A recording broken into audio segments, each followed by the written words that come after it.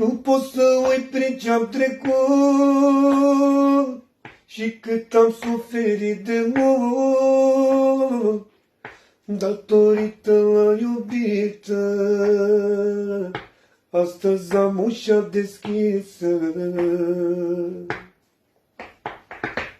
Nu pot să uit prin ce-am trecut și cât am suferit de mult, datorită la iubită. Azi am ușa e deschisă.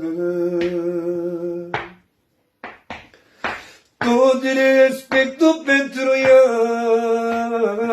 o iubesc ca viața mea. Mi-a fost la mereu aproape și nu m-a dat la o parte. Tot respectul pentru ea,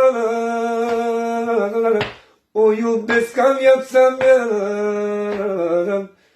Cu mine a fost mereu, și la bine și la greu.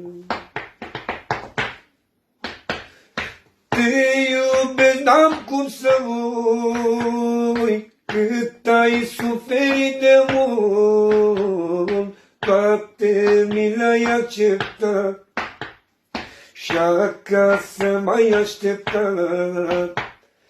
Te iubesc, n-am cum să uit, cât ai suferit de mult, toate mi le-ai acceptat și acasă m-ai așteptat.